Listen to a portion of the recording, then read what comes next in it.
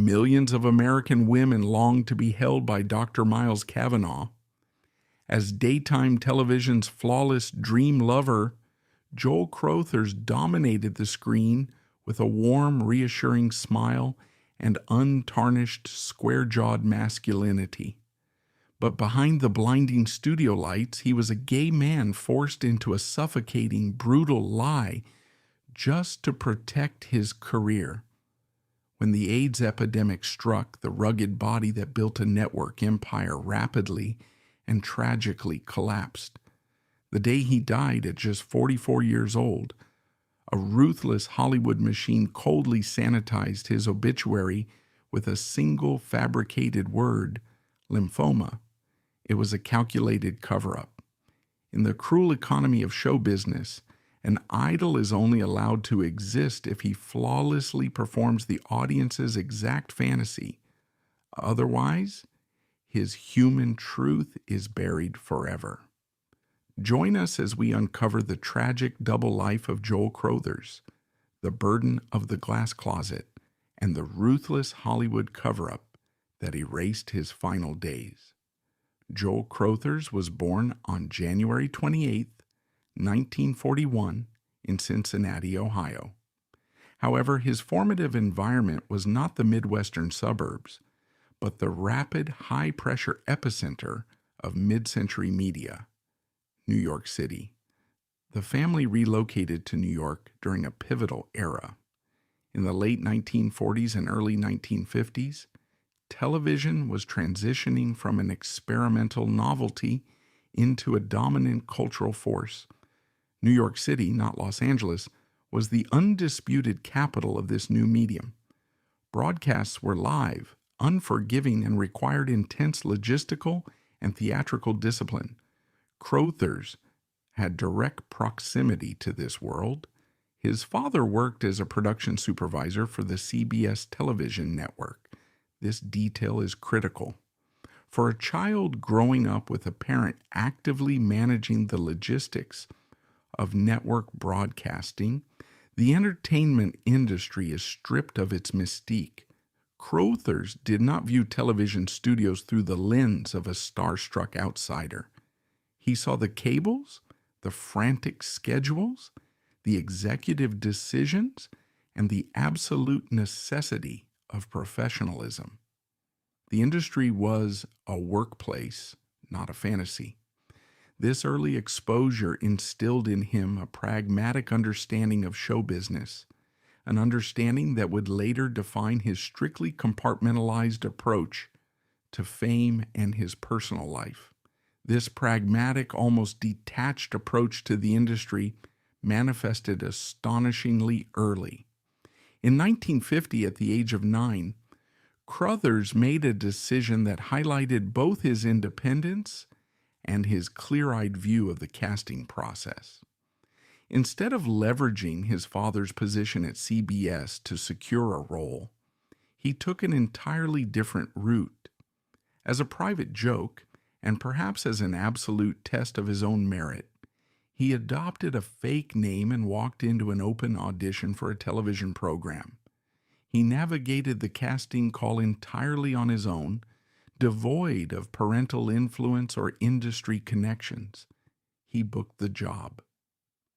This event is not merely a charming childhood anecdote. It establishes a core character trait.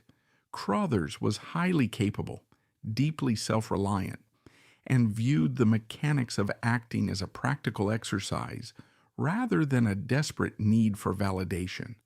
The trajectory accelerated rapidly. By the time he was 12 years old in 1953, he achieved a milestone that eluded the vast majority of professional actors.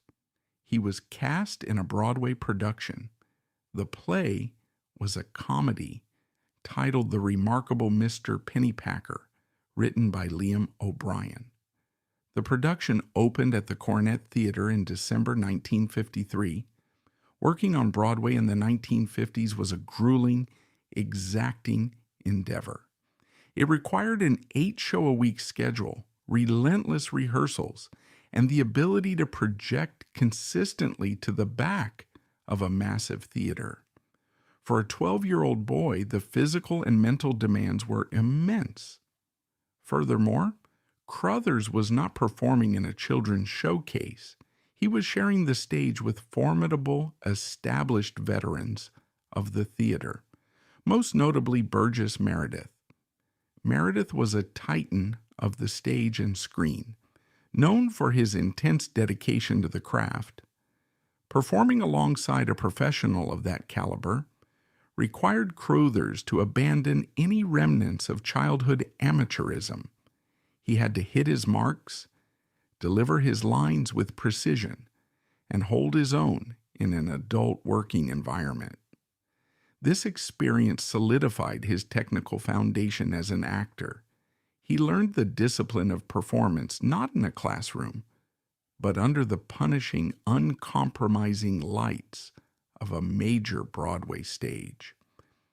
Following this early theatrical success, the standard trajectory for a child actor usually involves a rapid move to Hollywood to capitalize on momentum, often at the expense of formal education. Crothers, however, executed a hard pivot. Recognizing that the lifespan of a child star is notoriously brief and often psychologically damaging, he and his family prioritized his academic development over immediate commercial exploitation. He stepped away from the intense focus of the entertainment industry to pursue a rigorous education. This decision culminated in his admission to Harvard University. He entered the institution in the late 1950s, a period marked by intense academic rigor and conservative social standards. At Harvard, Crothers was not a celebrity coasting on his childhood credits. He was a serious academic. He immersed himself in the university's demanding curriculum, proving that his intelligence far exceeded the requirements of memorizing scripts. His time in Cambridge, Massachusetts, was defined by exceptional academic achievement. In 1962, he graduated cum laude. More significantly, he was inducted into Phi Beta Kappa.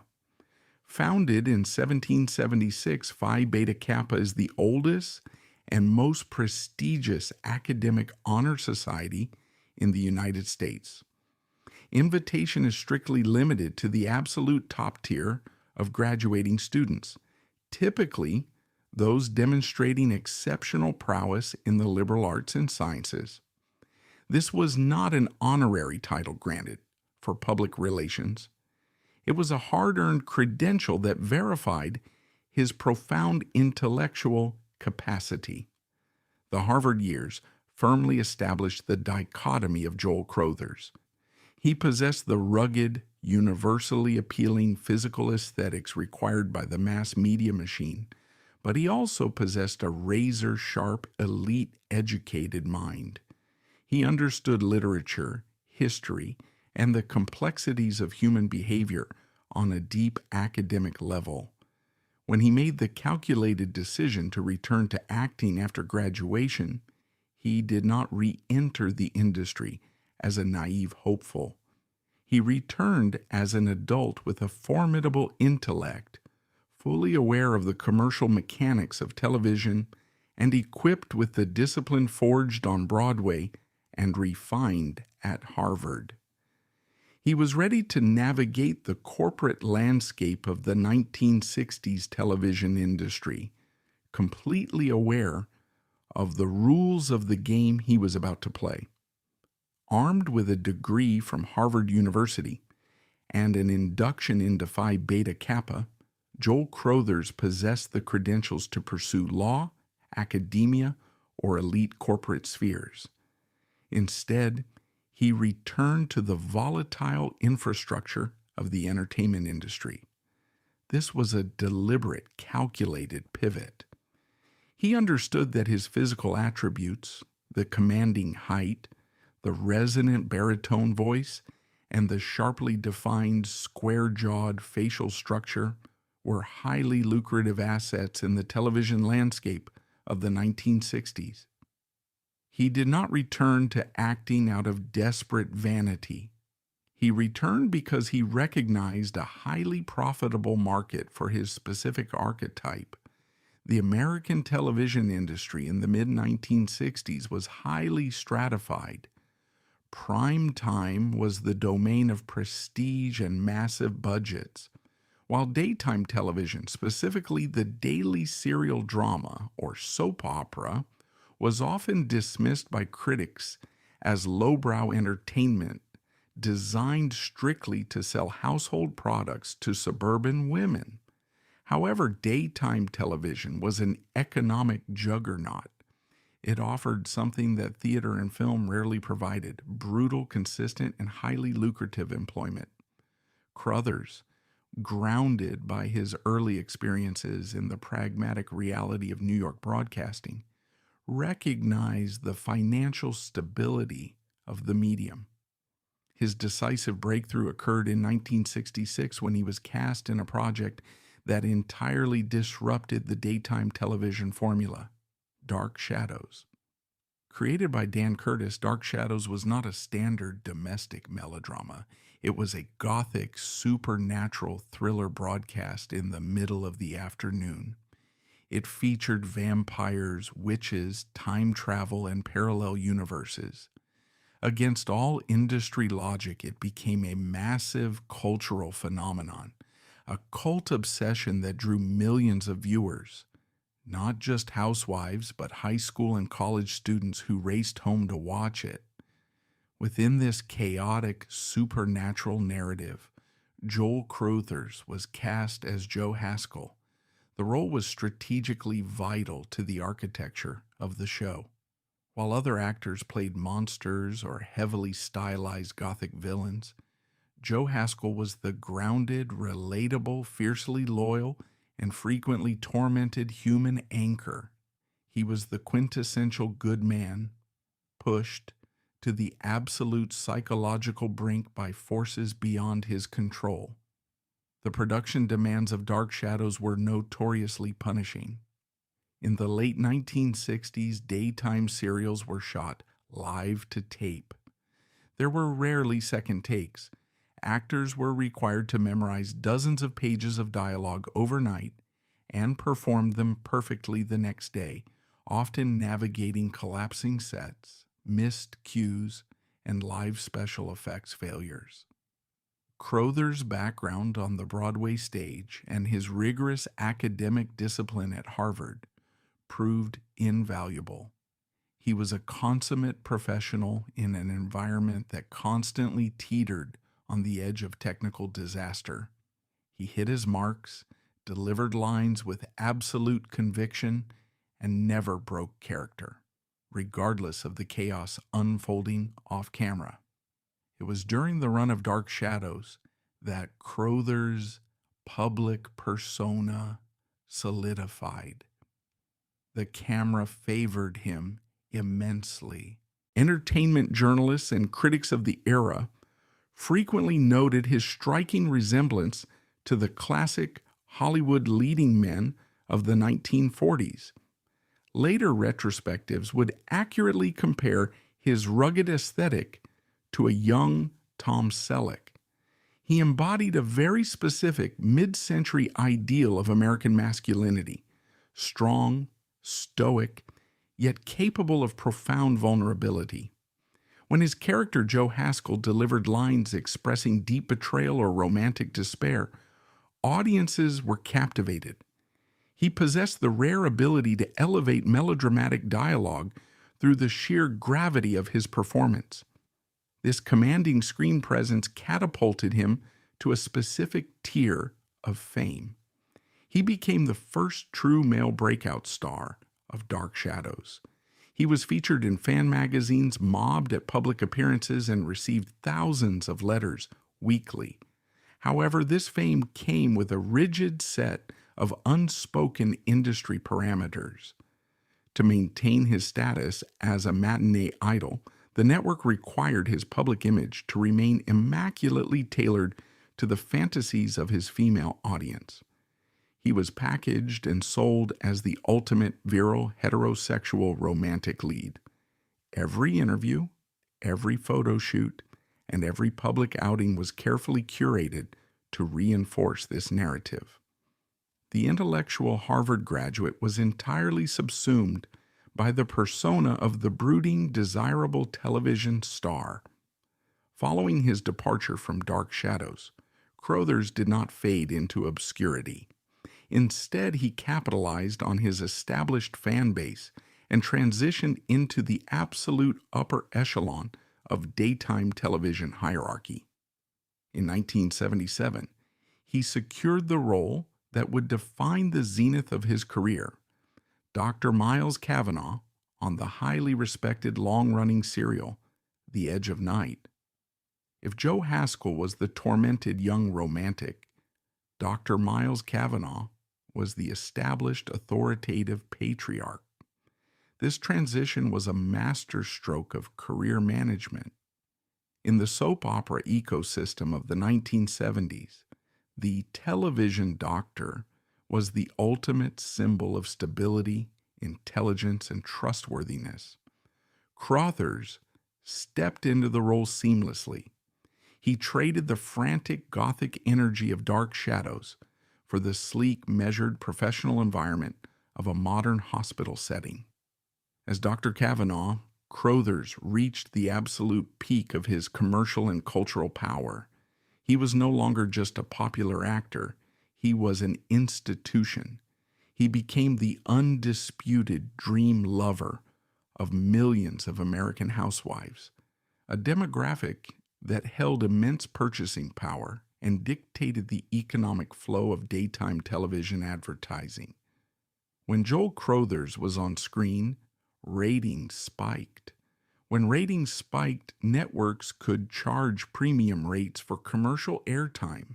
He was transformed from an actor into a highly valuable, indispensable corporate asset.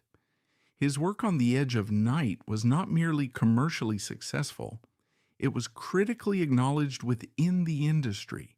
He received 2 Daytime Emmy Award nominations for Outstanding Lead Actor in a Drama Series in 1980 and 1981.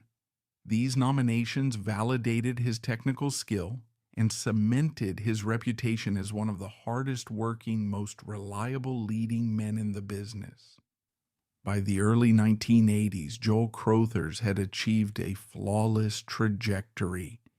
He possessed wealth, universal name recognition among his target demographic, and absolute job security in a notoriously fickle industry.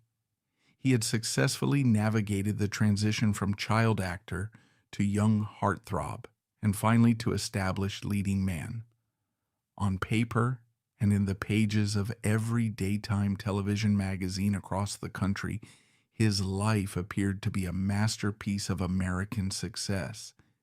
Yet, the higher he climbed within the rigid conservative architecture of daytime television, the more impenetrable the walls of his private life had to become. The industry that paid him handsomely to portray the perfect heterosexual partner demanded absolute compliance with that illusion off-screen. The power he wielded as a ratings titan was entirely conditional, predicated on a secret that, if revealed, would instantly dismantle the empire he had spent decades building. The stage was set for a devastating collision between his heavily guarded reality and the unforgiving mechanics of the Hollywood machine.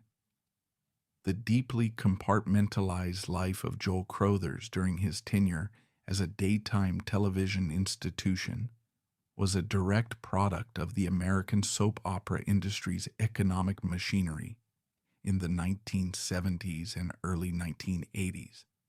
This was not the progressive, boundary-pushing arena of independent cinema. Daytime television was fundamentally an advertising delivery system. Networks did not produce these daily serials as high art. They produced them to secure captive audiences for their primary sponsors, often massive conglomerates like Procter & Gamble, which manufactured household cleaning products and domestic goods. The target demographic for these products was the American housewife. Consequently, the content of the shows and the off-screen lives of the actors who starred in them were heavily policed to ensure they never alienated this specific consumer base. The leading man in a daytime drama was constructed to be the ultimate, safe, and entirely believable romantic fantasy.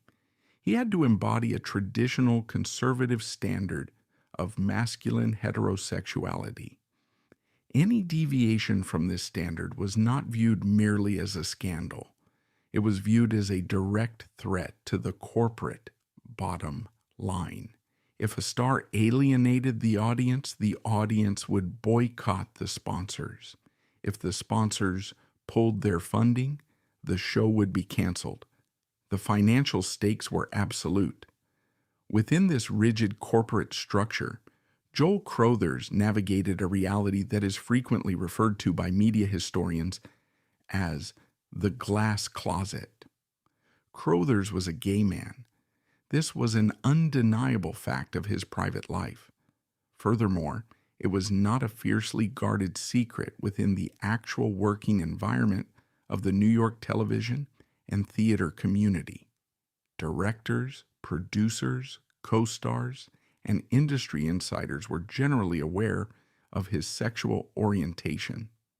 The entertainment circles of Manhattan in the 1970s, especially following the Stonewall riots of 1969, were relatively liberal and integrated.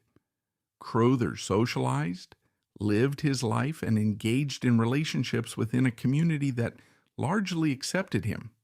However, an impenetrable barrier existed between the reality of the New York production sets and the manufactured image broadcast to Middle America. The glass closet dictated a strict code of conduct. Industry insiders could know the truth, but the viewing public must never even suspect it. The press, the networks, and the actors themselves engaged in a massive, collaborative pact of silence. Crothers was not a passive victim in this arrangement. He was a highly intelligent, pragmatic professional who understood the exact terms of his employment. He made a conscious, calculated choice. He knew that publicly acknowledging his sexuality would result in immediate career termination. In the 1970s, there were no protections for LGBTQ plus individuals in the workplace, let alone in the highly visible sponsor-dependent world of broadcast television. Coming out meant being blacklisted. It meant the instant loss of his lucrative salary, his professional status, and his access to the craft he had spent his entire life mastering. Faced with this binary choice, public authenticity or professional survival, Crothers chose his career. He agreed to the terms of the glass closet.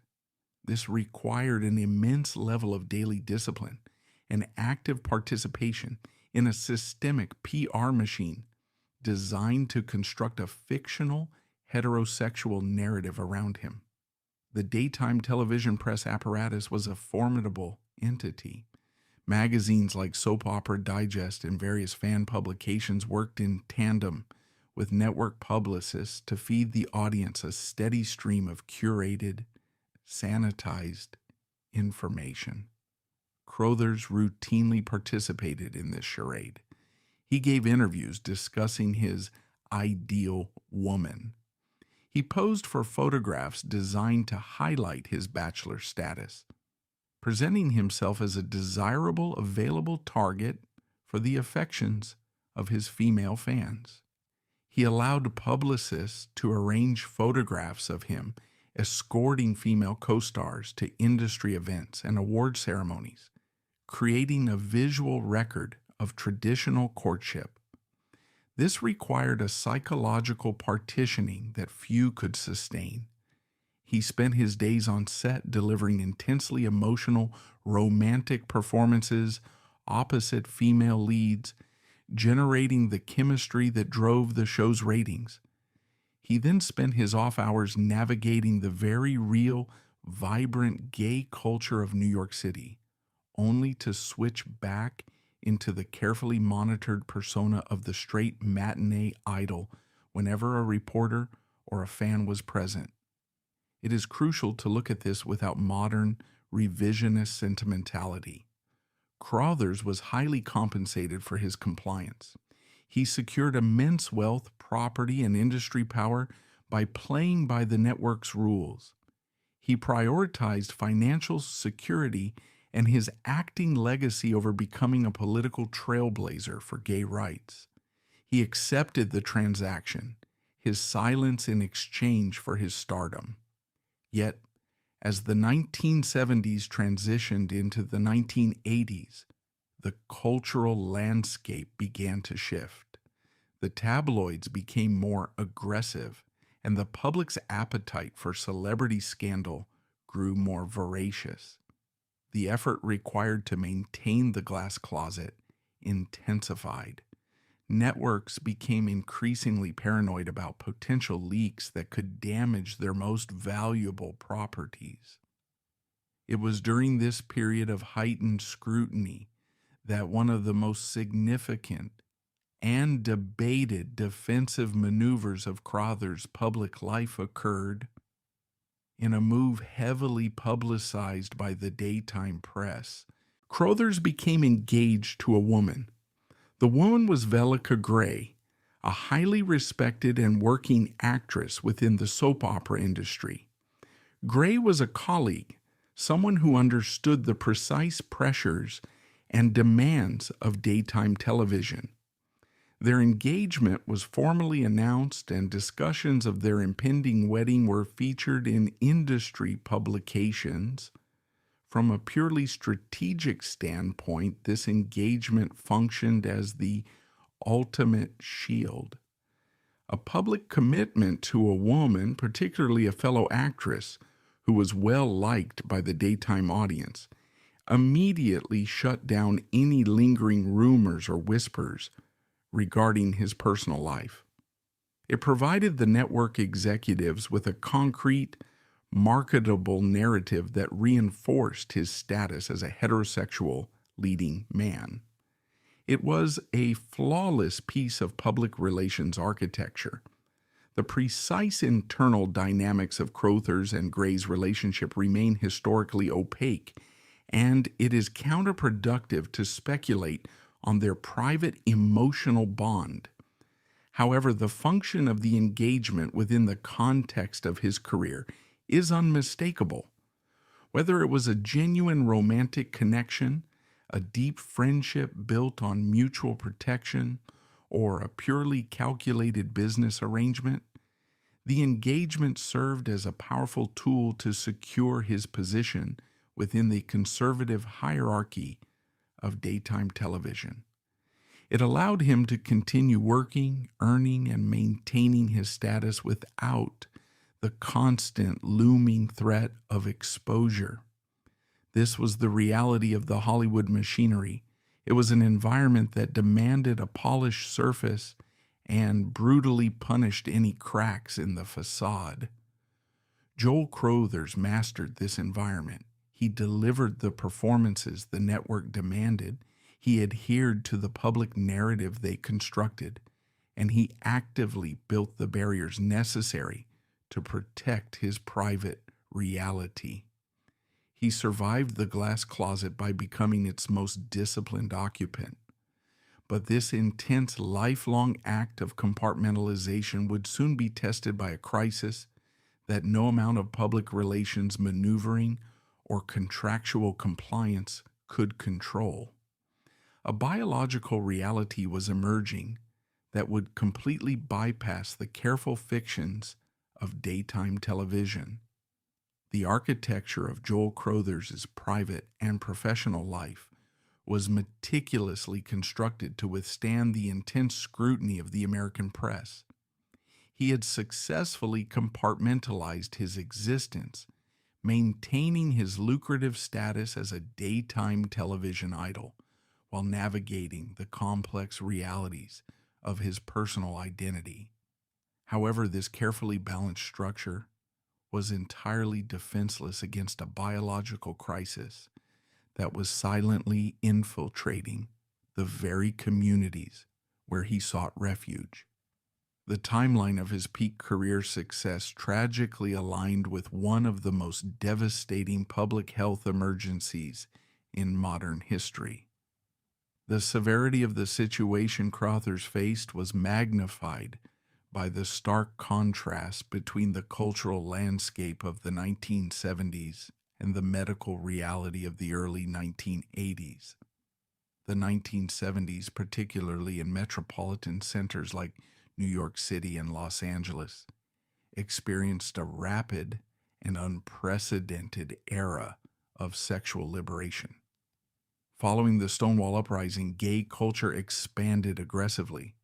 For men in the entertainment industry who were forced to remain closeted at work, these urban enclaves provided essential spaces of freedom and authenticity. It was a period defined by social progress, political organizing, and a profound shedding of historic stigmas within specific, insulated communities. Yet this era of liberation occurred within an absolute vacuum of epidemiological data. The freedom of the 1970s directly facilitated the unseen spread of a novel, lethal retrovirus. By the time the medical community formally recognized the threat, the pathogen had already established a catastrophic foothold. In the summer of 1981, the Centers for Disease Control and Prevention published its first reports regarding a rare pneumonia and an aggressive skin cancer, Kaposi's sarcoma, appearing primarily in young, previously healthy gay men.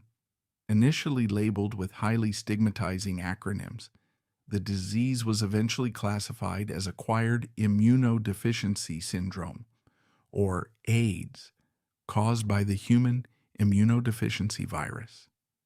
The early years of the epidemic were defined by profound medical ignorance, systemic governmental apathy, and intense public panic.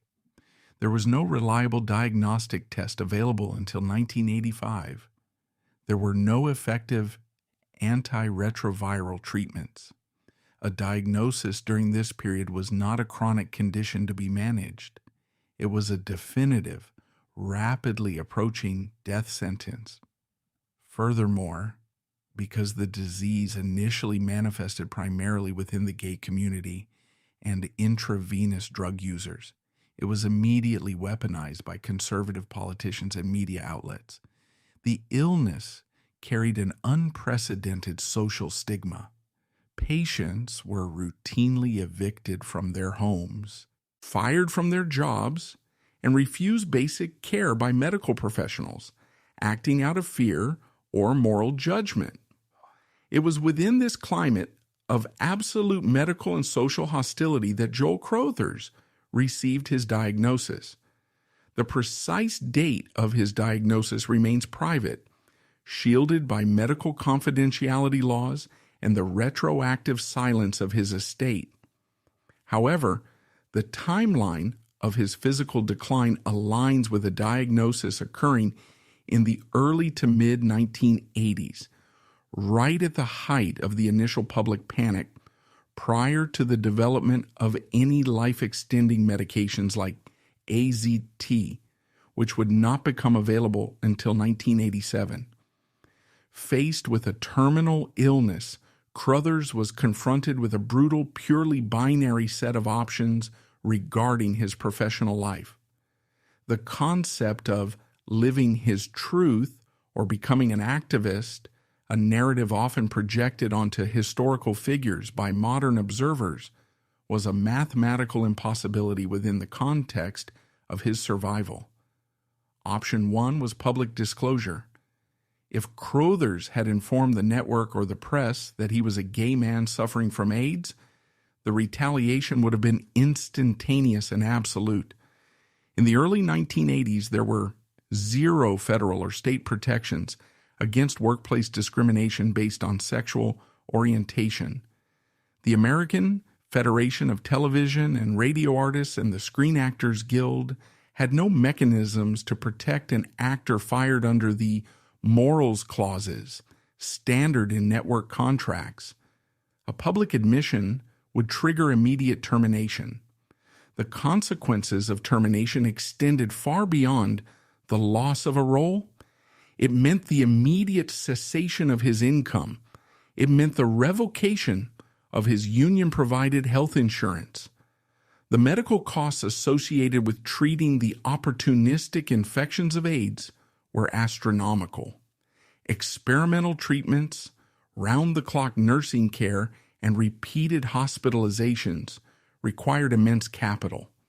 Disclosure meant not only public humiliation and the destruction of his legacy, but also a very real prospect of facing a terminal, agonizing illness and complete financial ruin.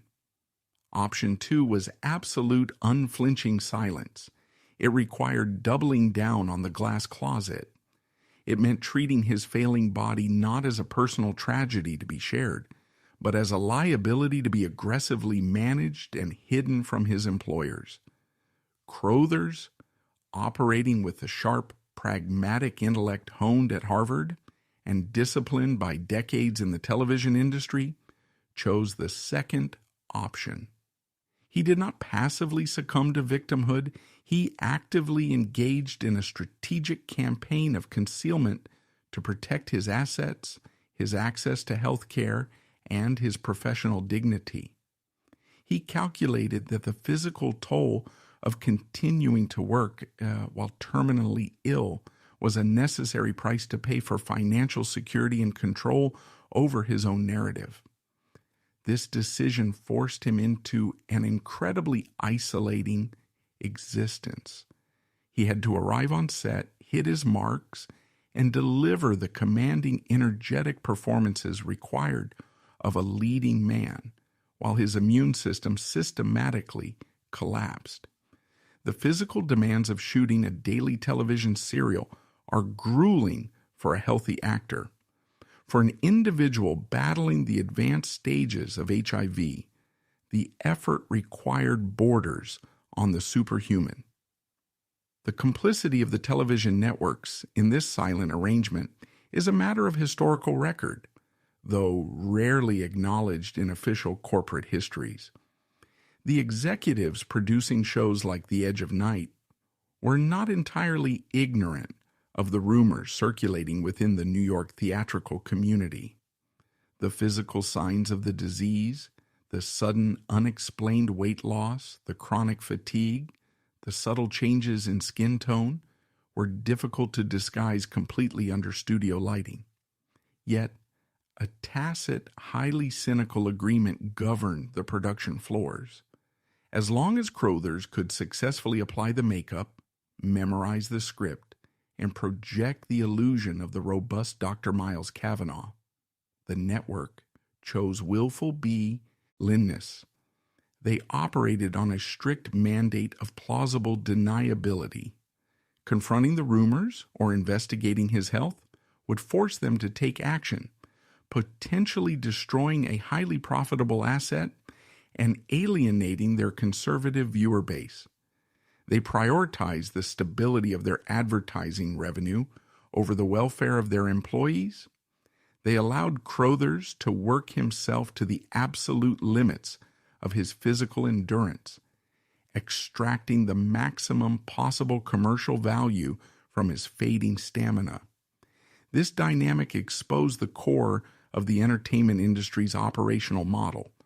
Crothers provided the illusion. The network provided the paycheck. Both sides upheld their end of the contract, maintaining a profitable fiction as a lethal reality closed in. The conclusion of The Edge of Night in December 1984 presented Joel Crothers with a natural, critically acceptable opportunity to retreat from the public eye. After decades of relentless production schedules, a withdrawal from daytime television could have been easily framed as a well-earned retirement or a transition into private life. For a man privately battling the escalating, aggressive stages of a terminal illness, retreating would have been the logical medical decision. However, the economic architecture of the American healthcare system, combined with his own ingrained work ethic, dictated a different course of action. He did not step away. He doubled down. In 1985, Crothers relocated from New York, the theatrical hub where he had built his entire career, to Los Angeles. This was a significant geographical and professional shift. He accepted a highly publicized role on Santa Barbara, a relatively new, lavishly funded daytime serial broadcast on the NBC network. Santa Barbara was designed to be a glossy, high-stakes drama, relying heavily on established soap opera veterans to attract an immediate viewership. Crothers was a premium acquisition for the network. He brought with him an entrenched, fiercely loyal demographic of viewers. The producers capitalized on his value not by giving him a light, supportive role, but by casting him in a highly demanding, structurally complex position. He was hired to play dual characters. Crothers was tasked with portraying Jack Lee, a suave, morally ambiguous lawyer, and simultaneously his villainous, manipulative cousin, Jerry Cooper. From a purely technical standpoint, executing a dual role on a soap opera is an exhausting administrative and physical challenge. It requires an actor to memorize twice the standard volume of daily dialogue. It necessitates constant wardrobe changes, distinct shifts in vocal register and physical demeanor, and the filming of complex split-screen sequences that double an actor's time under the hot studio lights. For a healthy performer, this schedule is punishing. For an individual in the advanced stages of an AIDS-related physical collapse, it was a test of absolute, terrifying endurance. The physical reality of the HIV virus in the mid-1980s was characterized by a brutal, visible deterioration. Without the intervention of antiretroviral therapies, patients frequently suffered from severe wasting syndrome, dramatic weight loss, and chronic debilitating fatigue. This biological reality was fundamentally incompatible with the aesthetic requirements of a daytime television star. Crothers' entire professional identity was built upon his robust, square-jawed masculinity. As the illness progressed, that physical foundation began to aggressively erode. The production set of Santa Barbara became the arena for a grim, silent daily battle. Archival footage from his final episodes provides stark visual evidence of his condition. The robust leading man of the 1970s is gone. In his place is a performer whose physical reserves are clearly depleted. The transformation was not something that could be entirely hidden, though the production apparatus made strenuous efforts to do so.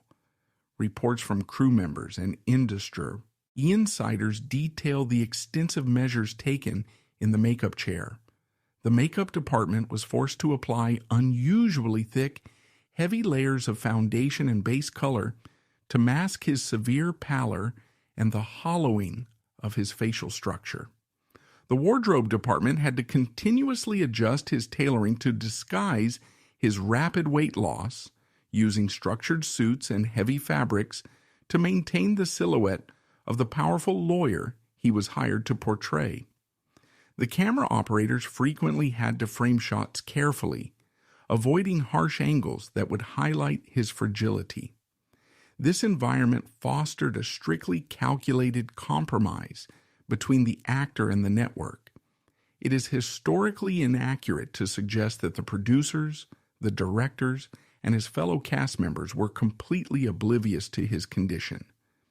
The physical indicators of his decline were too severe, and the rumors within the tight-knit entertainment community were too persistent. They saw the heavy makeup, They witnessed the exhaustion between takes. Yet, a rigid code of silence prevailed on the soundstage.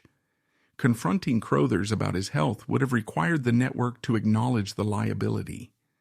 If they officially recognized his illness, they would face the complex legal and public relations nightmare of either firing a dying man or trying to explain his condition to a deeply conservative afternoon audience. Instead, they opted for complete systemic denial. They adhered strictly to the schedule, treating him as a fully capable employee and extracting every ounce of commercial viability he had left to offer. Crothers possessed clear-eyed agency in this grim final transaction. He willingly exchanged his rapidly fading physical stamina for the network's salary and union-sponsored health insurance, resources desperately needed to fund his escalating medical bills. Crothers made a pragmatic, if devastating, calculation. He chose to sell his remaining physical energy to the network in exchange for financial solvency. He weaponized his profound professional discipline, using the sheer force of his will to stand upright when the director called for action. He delivered his lines, he hit his marks, and he maintained the fiction of Jack Lee and Jerry Cooper, fully aware that the effort was actively accelerating his death. He compartmentalized his profound physical suffering, treating it as an obstacle to be managed rather than a reason to surrender. This period in Santa Barbara stands as a stark indictment of the era's corporate ethics, but it is also a testament to Crothers' unflinching professionalism. He refused to be defined by his illness in the workplace. He worked until his body absolutely could not meet the demands of the camera. The tragedy of his final months was not merely the disease itself, but the fact that the industry he had served for 3 decades offered no infrastructure for compassion, forcing him to endure his physical collapse under the blinding lights of a television studio, surrounded by colleagues who were professionally obligated to look the other way. The physical collapse was inevitable. The human body, stripped of its fundamental immune defenses by the HIV virus, cannot be sustained indefinitely by professional discipline alone. Joel Crothers had pushed his physical limits on the set of Santa Barbara to the absolute edge of biological endurance. The dual roles of Jack Lee and Jerry Cooper required an expenditure of energy that he simply no longer possessed. In the autumn of 1985, the facade finally cracked. He was forced to step away from the production, unable to meet the punishing demands of the daily shooting schedule. On November 6, 1985, Joel Crothers died in Los Angeles, California.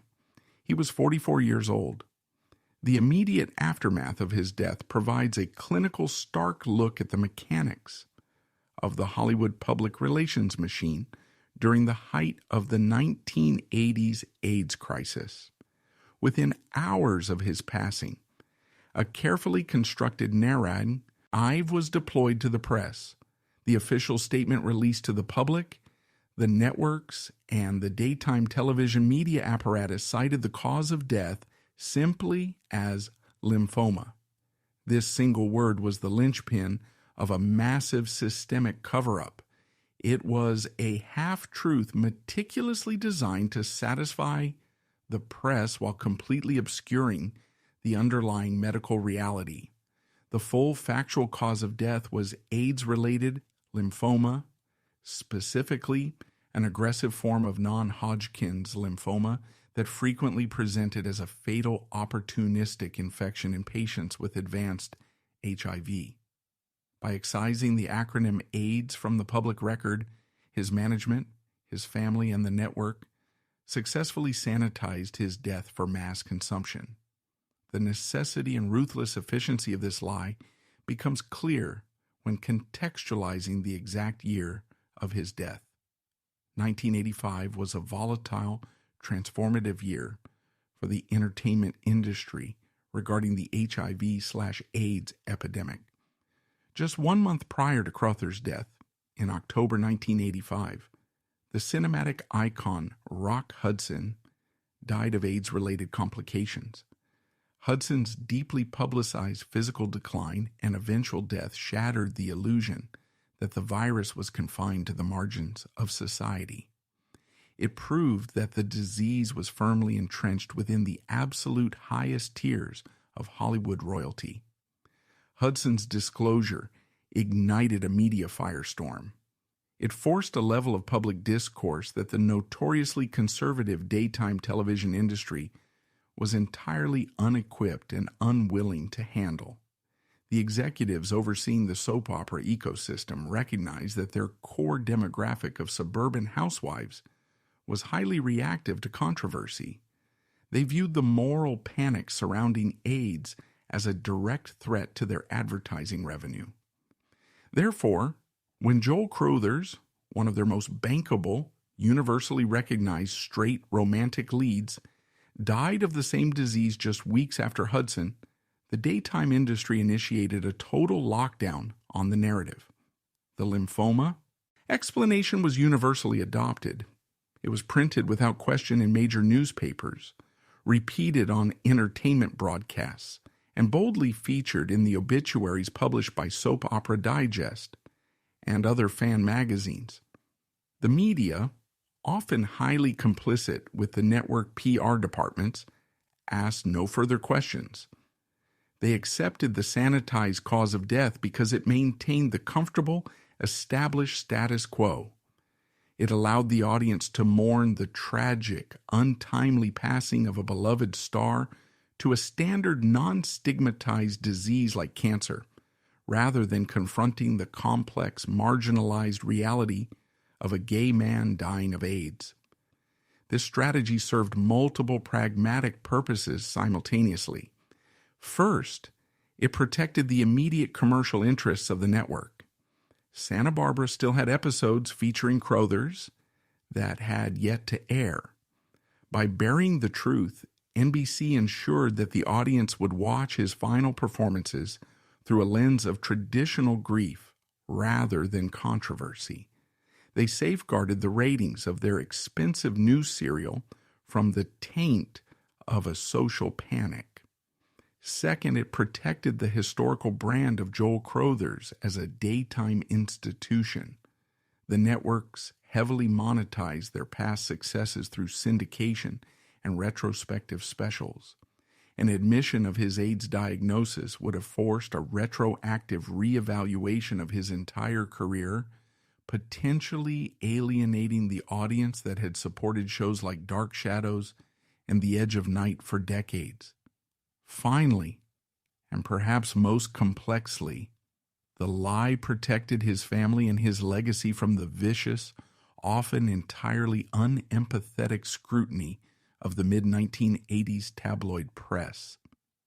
In an era where victims of the virus were routinely villainized and blamed for their own condition, the family's decision to maintain the public fiction was a definitive act of defense.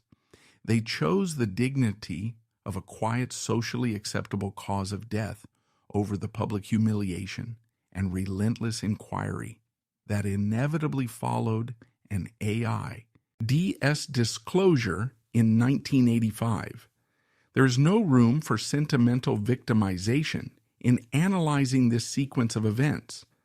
The cover-up was a calculated transactional agreement between all parties involved. Crothers had lived his entire professional life adhering to the strict boundaries of the glass closet, prioritizing his career and financial stability over public authenticity. In death, the system he had served so diligently simply extended that contract. They granted him a final polished public exit, entirely devoid of the gritty, highly stigmatized reality of his actual demise. The erasure of his truth was complete and absolute in the immediate years following his death. The daytime television community mourned Dr. Miles Cavanaugh and Joe Haskell, but they did not mourn the reality of the man who played them. The industry closed ranks, moving swiftly past the tragedy to promote the next generation of immaculate, problem-free leading men. The PR machine had successfully neutralized the threat, proving that even in the face of a catastrophic pandemic, the illusion of the screen was fiercely guarded above all human reality. The true nature of the disease that dismantled his life was locked away, buried beneath a highly effective, corporately mandated lie. Following his death on November 6, 1985, the physical closure of Joel Crothers' life was handled with the same strict, controlled privacy that defined his career. His remains were cremated, and his ashes were scattered at Lake George in upstate New York. It was a quiet final act far removed from the glaring studio lights of Los Angeles and the theatrical epicenter of Manhattan. There was no grandiose, highly publicized Hollywood memorial designed for mass media consumption. The final arrangements were swift, private, and absolute. For years, the official narrative held its ground. The isolated word lymphoma stood as an impenetrable shield, actively protecting his estate and the networks from the intense social stigma of the 1980s. However, history is rarely contained by corporate press releases. As the decades passed, the extreme moral panic surrounding the HIV/AIDS epidemic began to recede, replaced by a more objective, documented understanding of the era's massive death toll. The precise medical truth regarding Crothers' passing, that his lymphoma was fundamentally an AIDS-related opportunistic infection, eventually surfaced and was integrated into the factual record of his life. The revelation did not destroy his legacy, as the network executives of 1985 had feared. Instead, it provided the necessary accurate context to fully understand the scope of his career. Joel Crothers' legacy in American television is undeniable, but it must be viewed without the filter of industry nostalgia. He was undeniably one of the most technically proficient, magnetic, and highly compensated actors in the history of daytime television. He legitimized the often dismissed soap opera format through his rigorous Broadway-trained discipline and his profound Harvard-educated intellect. He was the vital economic engine for Dark Shadows and The Edge of Night, generating millions in advertising revenue through his direct appeal to the American public. Yet the ultimate conclusion to be drawn from his biography is not a standard Hollywood triumph, nor is it a weeping melodrama. It is a clinical, unvarnished look at the transactional nature of fame and the severe cost of the glass closet. Crothers was a brilliant man forced to navigate a broadcasting industry that demanded a two-dimensional lie. He was an active participant in his own concealment, calculating that the immense financial and professional rewards were worth the psychological isolation.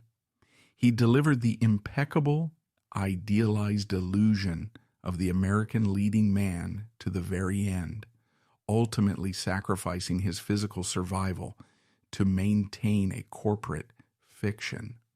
Joel Crothers' story stands as a permanent factual testament to a specific era in entertainment history. It is a stark reminder of an industry that prioritized its advertising revenue and sanitized brand over the human reality of its greatest stars, proving that sometimes the most demanding role an actor ever plays is the daily performance of their own heavily censored life.